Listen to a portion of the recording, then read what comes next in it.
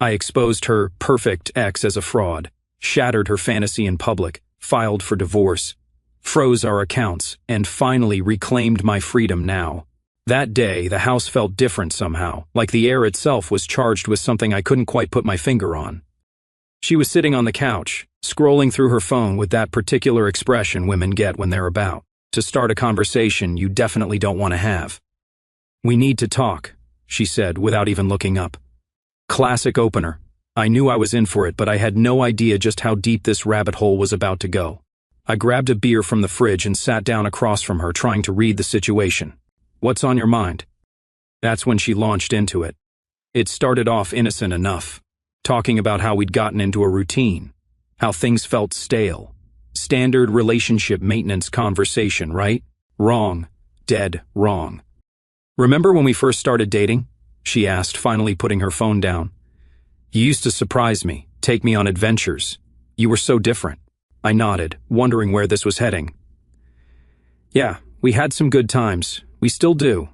She shook her head with a look of disappointment that cut right through me. "No, it's not the same. You've gotten comfortable, complacent." Then came the first comparison. My ex used to plan these amazing, spontaneous trips. He'd just show up with packed bags and we'd drive somewhere completely random for the weekend. I felt my jaw tighten, but I kept my voice steady. "That sounds nice, but we've got responsibilities now. Bills, commitments." "See, that's exactly what I mean," she said, getting more animated. "He never made excuses. He just did things. He was passionate about everything, not just sitting around watching TV every night." The way she said he, with that dreamy look in her eyes, made my stomach turn. This wasn't casual reminiscing. This was deliberate. "Are we really going to sit here and compare our marriage to your past relationships?" I asked, keeping my tone level but firm. She rolled her eyes. "I'm not comparing. I'm just saying there are things I miss, things that made me feel alive. You know, he used to write me poetry, leave little notes in my car. When's the last time you did something romantic like that?" Every word felt like a small knife being twisted. But what really got me was how she was enjoying this. There was something almost cruel in the way she painted this picture of her amazing ex, while tearing down everything we'd built together. "I show you I love you in my own ways," I said. "I work hard to provide for us. I'm here every night. I'm faithful. I support your dreams." "That's just basic husband stuff," she dismissed with a wave of her hand. "He made me feel special, like I was the only woman in the world." I could feel the heat rising in my chest, but I wasn't about to lose my cool. Not yet. "And how did that work out for him? Last I checked, you married me, not him." That seemed to hit a nerve. Her eyes flashed with anger and defiance. Maybe I'm starting to wonder if I made the right choice. The room went dead silent. You could hear the clock ticking on the wall, the refrigerator humming in the kitchen. Those words hung in the air like smoke from a fired gun. I set my beer down slowly, very deliberately. "Excuse me?" "You heard me," she said, crossing her arms. He knew how to make a woman feel desired. He had ambition, drive. He wasn't content to just exist. "So, what exactly are you saying here?" I asked, my voice getting quieter, which anyone who knows me will tell you is when you should really start paying attention. She leaned forward. For a moment I thought she might back down, realize she'd gone too far. Instead, she doubled down. "I'm saying, maybe if you put in half the effort he did, we wouldn't be having this conversation. Why can't you be more like him?" There it was. The question that would change everything. Why can't you be more like him? I stood up slowly, looking down at this woman I'd promised to love and honor, who was now using our marriage as a weapon to cut me down. "You know what, you're absolutely right." She blinked, clearly not expecting that response. What? "You're right. I can't be like him. I won't be like him. But I'll tell you what I can do." I picked up my beer and headed toward the kitchen.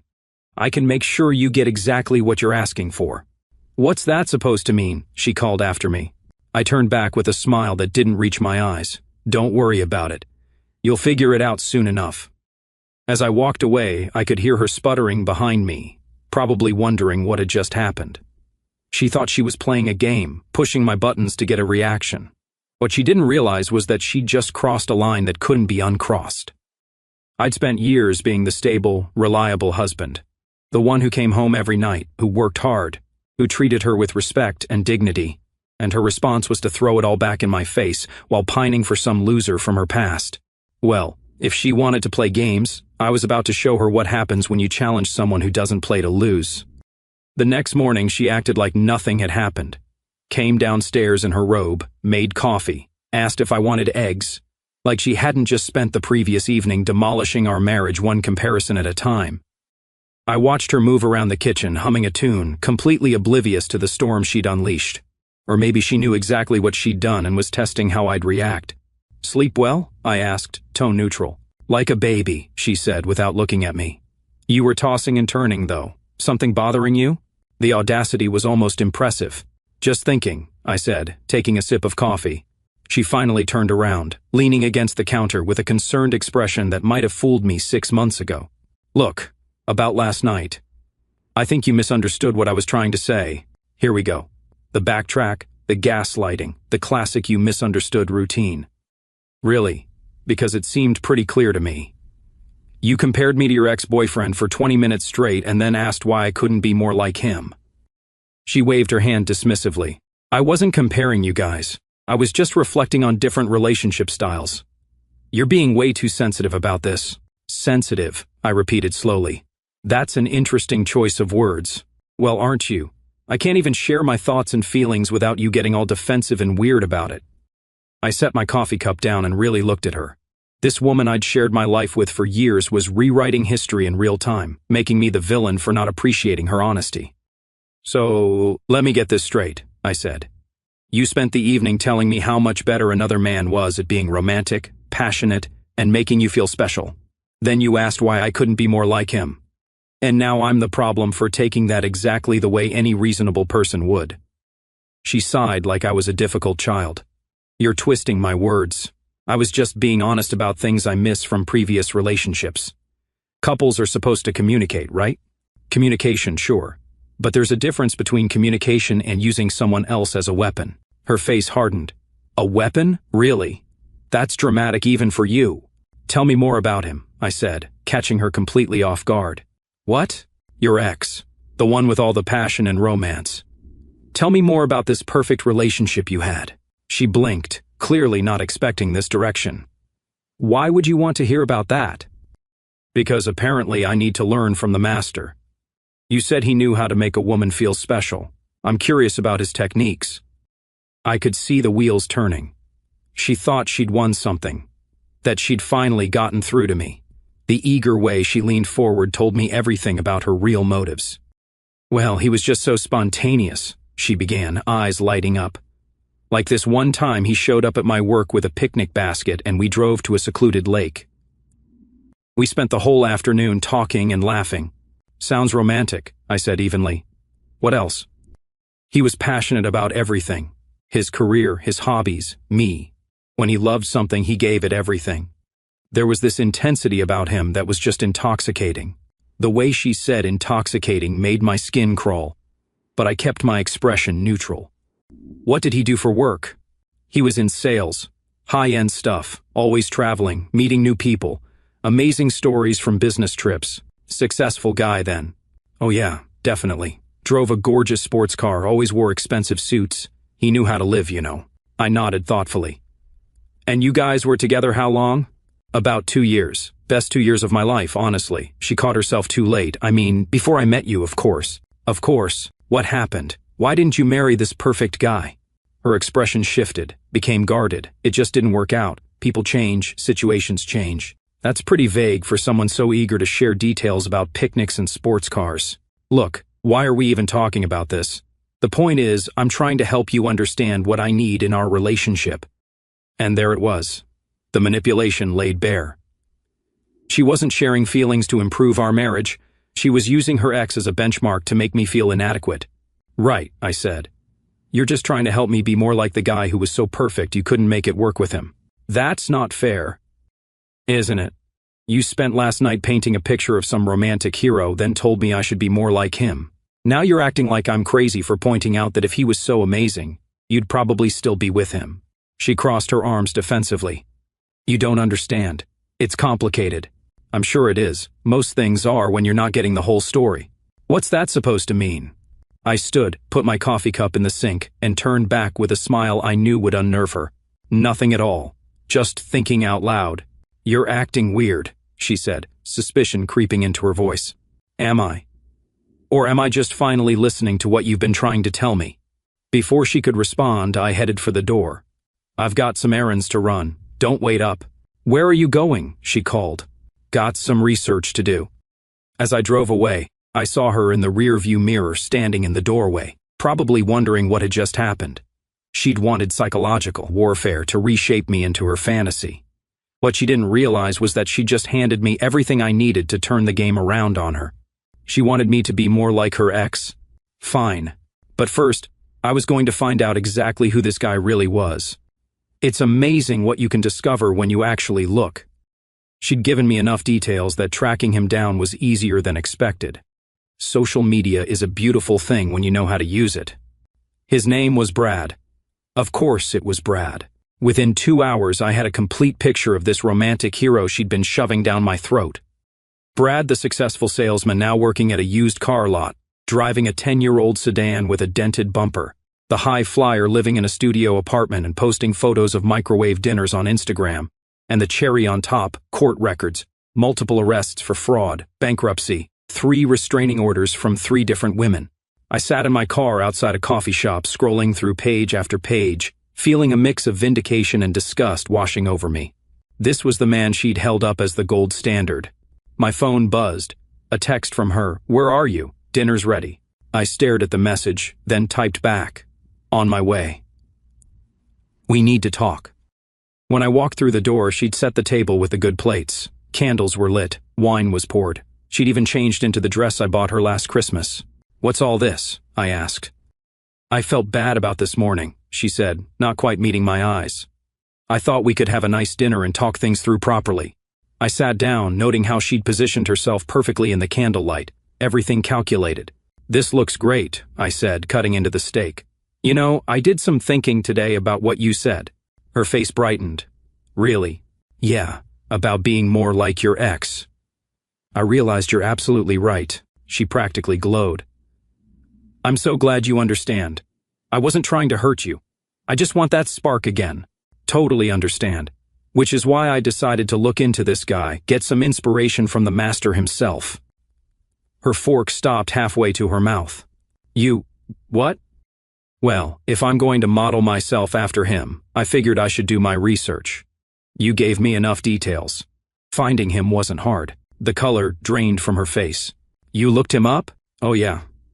Very thorough research. Amazing what you can find these days." I took another bite while she sat frozen.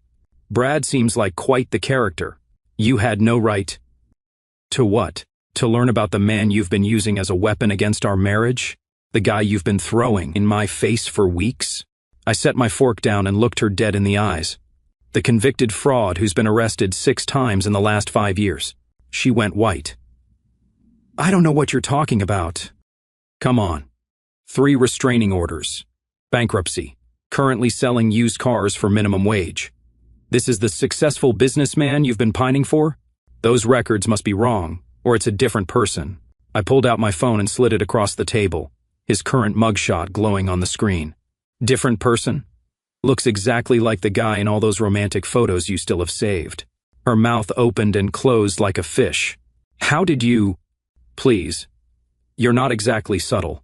She pushed back from the table and stood quickly. "You don't understand. He wasn't always like that. When we were together, he was different." "Different how?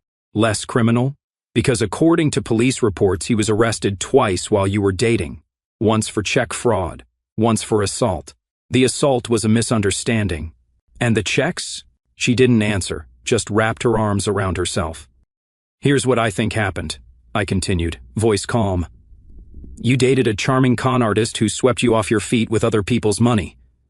When it fell apart, you moved on, but instead of being grateful, you dodged a bullet.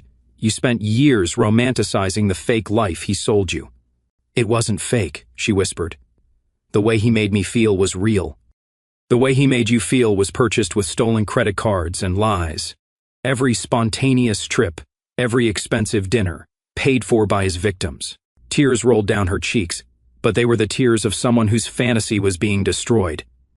"And now," I said, standing slowly, "you want me to compete with a memory that never existed.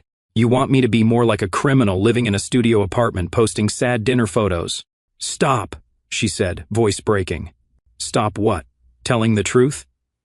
You started this, remember? You're the one who wanted comparisons. I stepped closer and looked her in the eyes. I work an honest job. I pay my bills. I've never been arrested, never hurt anyone, never stolen anything. I come home to you every night. I'm faithful. I treat you with respect. And your response is to tell me I should be more like a convicted felon. I didn't know about all that stuff, didn't you? Or did you just choose not to look because you liked a fantasy better than reality? She couldn't answer. We both knew the truth. So here's what's going to happen, I said quietly. You're going to stop comparing me to other men. You're going to stop using your past as a weapon, and you're going to decide whether you want to be married to me or married to a ghost who never really existed. Of course I want to be married to you. Do you? Because everything you've said lately suggests otherwise. She reached for me. I stepped back. I need some air. When I come back, we're having a real conversation about where this marriage is heading. No more games, just honesty. Where are you going? Don't worry. I'm not going to steal any cars or write bad checks. I'm just going to think about whether I want to stay married to someone who thinks I should be more like a criminal. The door closed softly behind me, leaving her alone with the ruins of her fantasy. The next few days were tense. She tried to pretend everything was normal, but I could see the wheels turning. She'd lost the moral high ground and knew it. Friday evening, she appeared in my office doorway dressed to kill. Short black dress, heels, perfect makeup. I'm going out with the girls tonight, she announced. Haven't seen them in forever. Which girls? Just some friends from work. That new rooftop place downtown. Something in her tone set off alarm bells, but I kept it neutral. Sounds fun. What time will you be home? Not sure. Probably late. Don't wait up. She lingered, waiting for me to object. When I just nodded and went back to my laptop, disappointment flashed across her face. 2 hours later, the text started, then photos of her and the girls looking tipsy, normal girls' night stuff. Then the call at 11:30 p.m. Hey, babe, she slurred, music thumping in the background. Having fun? Oh yeah, so much fun. You know what's crazy though? What's crazy? Brad's here. Can you believe the odds? The odds were approximately 0. Wow, small world, I said calmly. You were totally wrong about him. He looks great. Really put together. Been telling us about his new business ventures. Business ventures. Cute. Sounds like he's doing well. He is. And he's been asking about you. Wondering how we're doing as a couple. I told him we've been having some rough patches. Transparent as glass. That's nice of him to ask. Silence. Then, is that all you have to say? What would you like me to say? I don't know. Maybe that you care your wife is having drinks with her ex. Are you planning to do something I should be concerned about? That's not the point. You don't even seem to care. 20 minutes later, a photo arrived. Her and Brad at the bar, his arm around her waist, both smiling. Caption, reminiscing about old times. I stared at it, then got dressed. Sharp, business casual. If she wanted a show, she'd get one. Just not the one she expected. The rooftop bar was predictably pretentious. I spotted them immediately in the very important person corner. Conversation stopped when I approached. Hey everyone, I said with a big smile. Hope I'm not interrupting. Her face cycled through surprise, panic, guilt, defiance. What are you doing here? When my wife sends photos of herself cuddled up with her ex, I figured I should come say hello, be social. I turned to Brad and offered my hand. You must be the famous Brad. I've heard so much. He shook it warily. Nice to meet you, man. She's told me a lot about you too. I bet. All good things, I hope. Brad's eyes darted. She's been telling me about your successful sales career. Must be doing well to afford a place like this. My wife jumped in. Brad was just telling us about his new company. Really? I smiled wider. What kind of company? Silence. Brad looked like a deer in headlights. It's still in development, he mumbled. Of course it is. I'm sure it'll be more legitimate than your last few ventures. The table froze. I think there's been a misunderstanding, Brad started. No misunderstanding. I did thorough research. I pulled out my phone. Want me to show everyone your LinkedIn or skip straight to the criminal background check? Brad stood abruptly. I should go. So soon? We were just getting acquainted. He practically ran for the exit. The great romantic hero fleeing like the coward he was. My wife stared, mouth open. "What the hell was that?" she hissed. I sat in Brad's empty chair and signaled the waitress. "That was me being more like your ex, just like you asked. He's a liar who runs when confronted with truth and abandons women when things get uncomfortable. How am I doing so far?" The table was dead silent. "You're embarrassing me," she whispered. "Am I? Because I thought I was following your advice perfectly." One of her friends leaned in. "Wait, this is the ex you've been saying he should be more like?" "That's the one. Business model, check fraud and identity theft. Currently unemployed, studio apartment, sad microwave dinners." "Stop it right now," my wife snapped. "Stop what? Telling the truth? You brought him here. You sent the photo. You made it public. I'm just providing context." I looked around the table. "Ladies, quick question. If your husband came home every night, worked hard, stayed faithful, treated you with respect, would you tell him he needed to be more like a convicted criminal?" Uncomfortable shuffling. That's what I thought. I stood, dropped cash for everyone's drinks. The difference between me and Brad? When I leave, I walk away with my dignity intact. I looked at my wife in the eye one last time. When you decide you want your actual husband instead of a fantasy con artist, you know where to find me. I walked out to a stunned table and a flood of whispered questions she couldn't answer. She came home at 3 a.m., hoping I was asleep. I wasn't. "We need to talk," she said from the bedroom doorway. "Do we? Because earlier tonight you seemed busy reminiscing with your criminal ex." "He's not a criminal. He ran the second I mentioned court records. Innocent people don't sprint." She sat on the bed, defeated. "You humiliated me in front of my friends." "I told the truth in front of your friends. If that felt humiliating, ask yourself why." Silence, then quiet crying. "So what happens now?" she asked. "Relief," I said. "Now you decide. Apologize. Commit to respect and honesty. Never mention another man again, or keep living in fantasy land. But whatever you choose, you live with the consequences." The next week was textbook emotional manipulation, tears, gifts, seduction attempts. But the mask had slipped too far. A week later, she came home glowing. "I ran into Brad today. He apologized for running off. Said you caught him off guard. He's actually doing great now. And he has this amazing real estate opportunity. He asked if we'd like to invest." I actually laughed. "He's trying to scam us right now, and you're considering it? You don't understand. He's changed." That was the moment I knew it was over. "You're right," I said, standing. "Everything is a fight with me. I fight against disrespect, against being compared to criminals, against having my marriage weaponized. I'm done fighting." "Where are you going?" "To call my lawyer back. Turns out I do want that divorce." She begged, promised the world. Too late. 3 months later, the papers were signed. Last I heard, she was dating another successful businessman with a sports car and expensive tastes. I wish them luck. They'll need it. As for me, I learned a valuable lesson. Sometimes the best way to be more like someone else is to be nothing like them at all, and to walk away the moment someone shows you they value criminals over character. Our story has come to an end. If you've made it this far, thank you. Feel free to like, subscribe, or check the 2 videos I picked for you. I'll be waiting in the next story. See you soon.